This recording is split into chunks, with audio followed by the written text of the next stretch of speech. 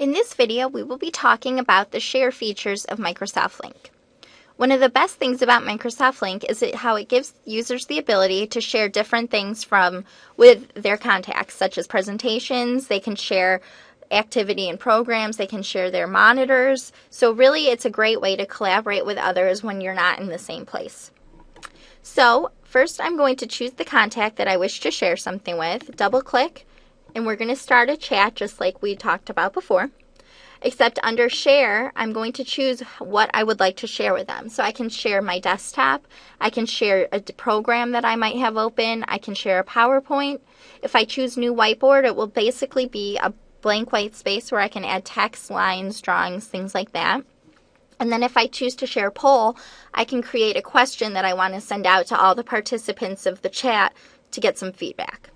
So first what I'll do is I'll choose to share a program. And I can choose which programs I would like to share.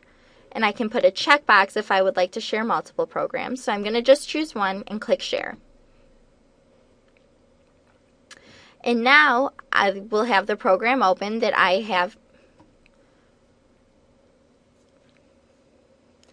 And at the top of the screen, after it's connected, I will know, and it says I am currently sharing, so if I click give to control, I can give control to whichever attendee I wish, and I can also click stop sharing. So here, everything that I do and everything I type in this document, Jeff can see.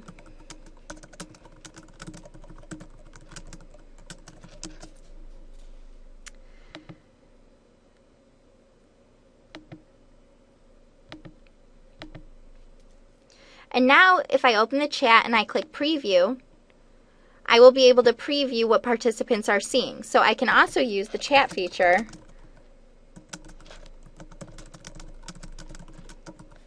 on the left side of the screen. And if you click hide stage, that will just simply hide the entire right portion of the screen. It's often referred to as the stage. So at the top I'll see Jeffrey is currently requesting control, so I can give control.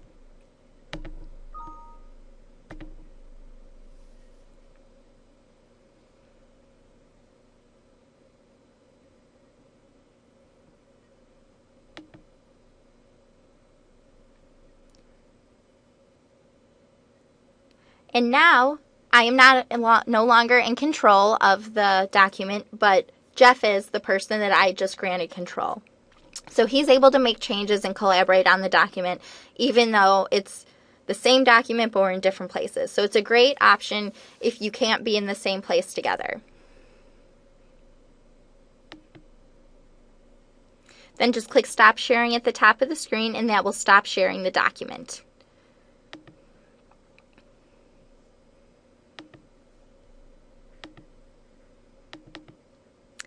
Now let's say I want to share a PowerPoint presentation.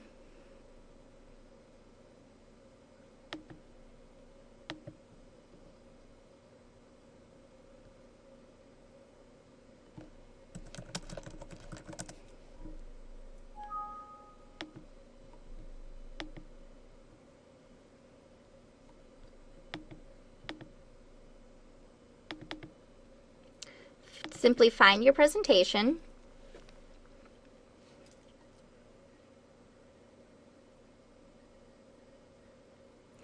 And now your PowerPoint will be uploaded so you can actually have a presentation online with attendees. So you can even make some edits on here. You can write with a pen and you can write whatever you want. And then you can also add text, which might be a little easier to view. Maybe say we need to change the title .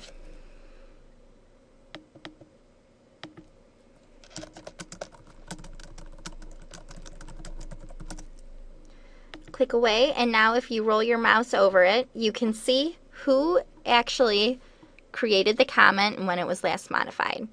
And you'll also notice that other things are being put on the screen, and that is by my attendees. So if you roll your finger or cursor over whatever changes are being made, you'll be able to see who created those changes.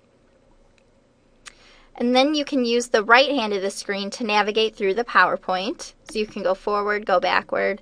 You can go at your own pace. Then just simply again, click Stop Sharing at the top of the screen when you wish to stop sharing.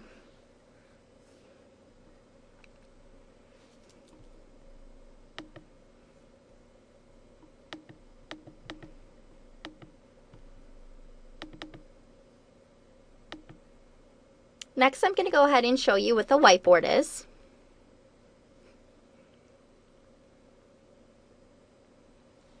The whiteboard is basically a blank document that is a good way to collaborate with people if you want to brainstorm some ideas, stuff like that. So again, we have the same options we had at the bottom. We can add text, add lines, add color, use the pen to make drawings or write things with a pen. And you can also use stamps. So I'm going to go ahead and you just simply click wherever you want. And you'll notice that other things are appearing on the screen as well. So that is the contributions that are being made from my attendees. So everyone has the ability to draw on the whiteboard, and we can see who is doing what again by rolling our cursor over the object, and we can see who created that specific object. And again, we have the chat feature on the left, so we can chat while we draw. And then again, click Stop Sharing whenever you want to stop sharing your content. And lastly, I'm going to show you how we share polls.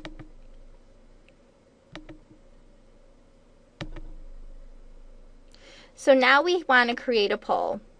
Let's say this question is, what is your favorite color?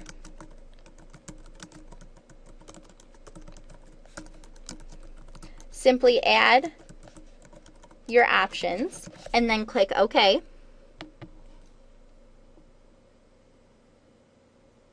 And now our poll will appear and it will be distributed to our attendees, and then they'll be able to respond. If you see it says poll is open, at the bottom you can click if you want to close the poll. So we only have one attendee.